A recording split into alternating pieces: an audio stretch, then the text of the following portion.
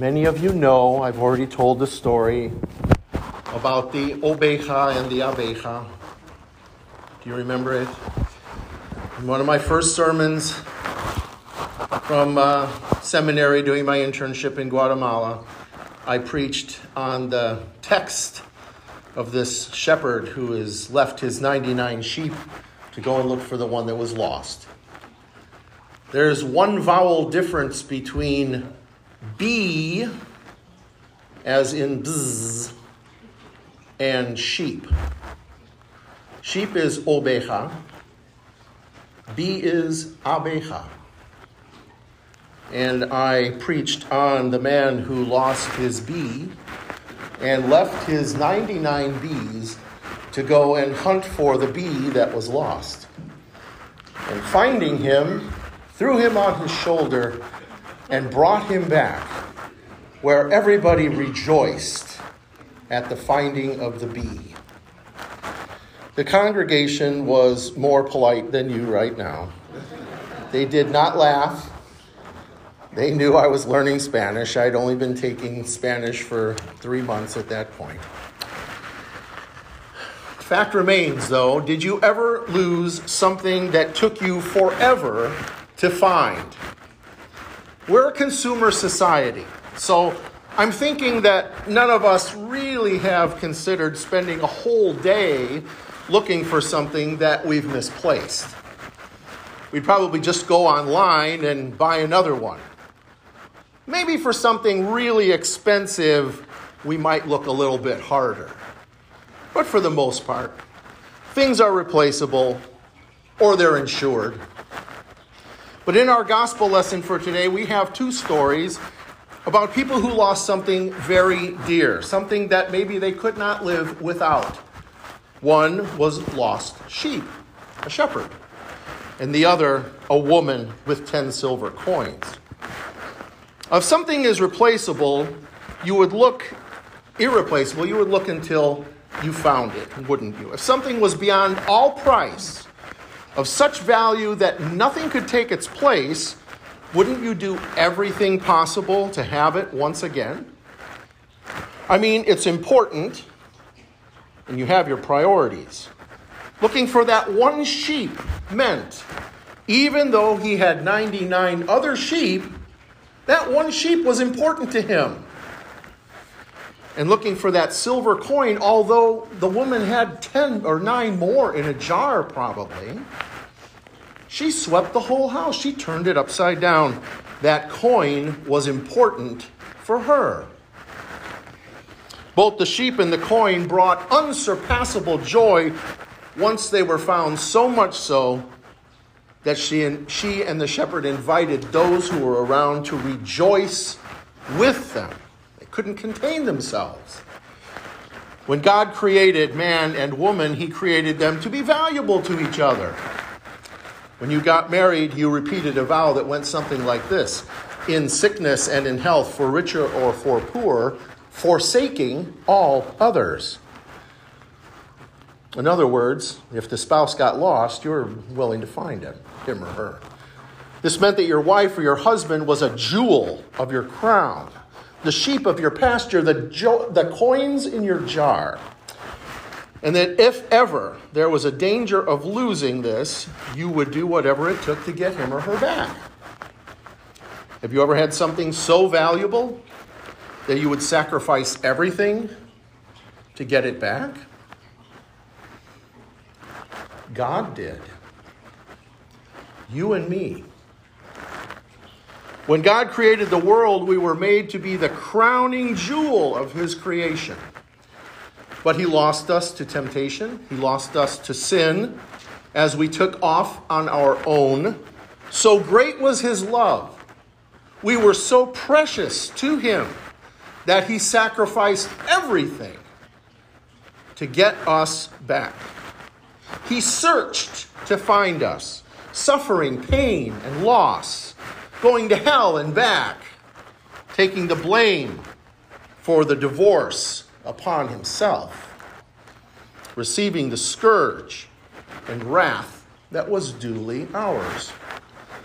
That's why in Ephesians, Paul describes the relationship between a husband and wife like the relationship between Christ and the church. We, the church, are the bride of Christ. So teaches Paul and Jesus. Christ is the husband. As Paul describes, Christ takes the bride, he washes her, makes her clean and holy, and takes her to himself, pure and holy, living together forever, as his crowning jewel, never to be lost again. God gave up everything for his precious treasure. His vow of loyalty to us is unbreakable. We think of God as the good shepherd also in Psalm 23. He is that same shepherd in our gospel, the one who leaves everything behind to hunt us down, to pursue our trail until we are his again. That's what Psalm 23 is all about. We read in Psalm 23, surely goodness and mercy will follow us all the days of our life. And usually what we think is that since we are Christians, only good things will happen to us. And mercy will follow in our wake as we walk through life. And nothing could be farther from the truth. David's use of this military term to follow or pursue means that God hunts us down, ardently pursues us, aims eagerly to secure us with his mercy and his goodness. Not something that we achieve, something that he uses to hunt us down and bring him back to himself. He pursues us with the blood, sweat, and tears of his Son through his death and resurrection. He is the good, righteous shepherd, the faithful husband to us all. So valuable are we to him, and so great is his joy for us, that you remember he sent billions upon billions of angels to talk to the shepherds in the field, not to the high priests in Jerusalem, to sing and rejoice and give the good news of what God was about to do to bring salvation to all people. He's on the hunt. He's going to find us. There was rejoicing in heaven. This is our gospel text in a nutshell. Jesus is the shepherd. Jesus is the woman. We are the lost sheep. And we are the lost coin. And the angels rejoice in heaven for our salvation. Now, you have to think, what is the most valuable thing in your life for which you would give anything not to lose? All your priorities, all what you consider important, and even perhaps your personal freedom. How valuable is that good news of salvation to you? Do you hunt God down on a regular basis in Scripture? Do you pursue that most precious gift he has given to you? Do you grow and enrich your spiritual life and relationship with Christ through Bible study, through worship, through singing, through praying? Do you do everything within your power not to despise this precious gift that has been given?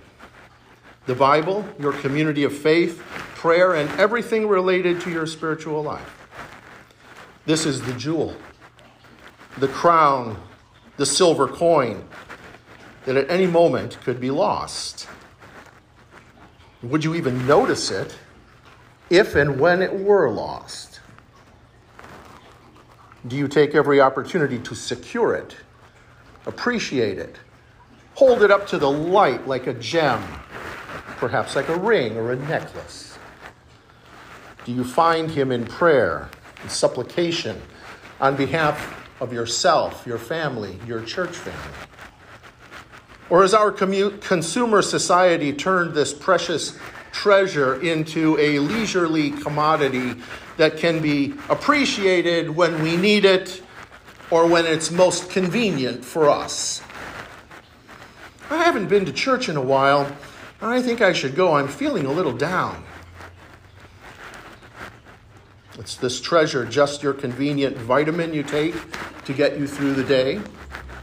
Or is it your passion, something that you cannot live without, but not really your absolute priority or the importance in your life? We have to consider. Do other precious treasures in our lives replace the joy of the gospel so that you pursue them, or would rather pursue them and give all your effort to enjoy them? What is your greatest priority? What is your greatest treasure? We assume it will always be there, like a coin in a jar, on the shelf. It'll always be there. There will always be a worship service to go to. I will go when I have the opportunity, meaning when I don't have something better to do.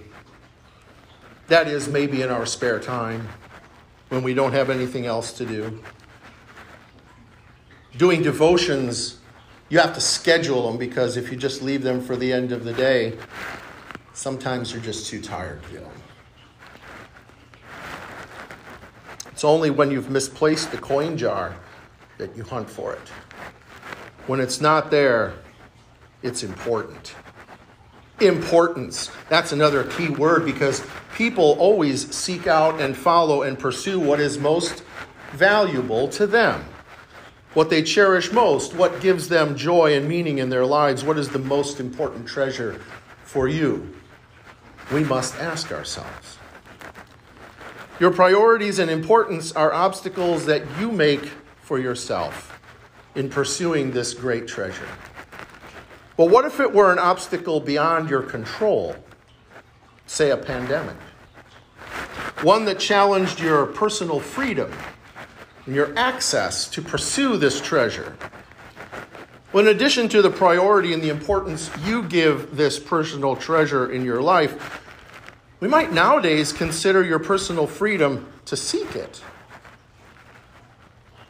Might there be a breaking point for you in pursuing God's treasure? One that might stop you from finally giving in and saying, I give up, I'll just fish instead. Would a pandemic be a prohibitive obstacle in seeking this treasure? Well, we gather online. We could seek it. Some people just don't want to worship or come together online. It's just not right. It's too difficult. If you had to walk 20 miles to church like people in many countries, wouldn't you? In some countries, people bring their lunch to church, spend all day because they travel all day to hear the gospel. In some rural parts of Guatemala, this happens. Distance is no obstacle. Yeah, but my car isn't working and it's snowing or it's windy or it's raining. So I just won't go. Even if someone said you will be whipped if you attend worship and hear God's message of forgiveness, would you endure the whipping? Christians in the first century church were fed to lions if they didn't worship Caesar. In the Soviet Union and in China, Christians were imprisoned if caught with a Bible or worshiping, talking about Christ in a public place. What would you do? Even if you were ordered to wear a mask to be able to worship, wouldn't you? Wouldn't you go to worship with other Christians although you didn't agree with a mask mandate, let's say? For some people, government mandates shift the focus from seeking God's treasure to become rather a political protest. Or is your personal freedom a priority more important and a more precious treasure than the gospel, the Lord's Supper, and worshiping with others? There are, of course, legitimate health-related concerns for people, and perhaps even fear, that are obstacles that would deter or prohibit them from pursuing this treasure in person. And for that, there are online resources. But for the majority, doesn't the desire to hear the gospel and the joy that it brings outweigh any obstacle, priority, or importance in your life that you just can't put it away. God has hunted you down for a price, to bring you into his kingdom, to find you when you were lost. Joy to all who have this gospel as their greatest treasure, who take every opportunity to hunt down God's precious treasure as a priority of importance, who even sacrifice personal freedom to find this great treasure and keep it in their lives. Amen.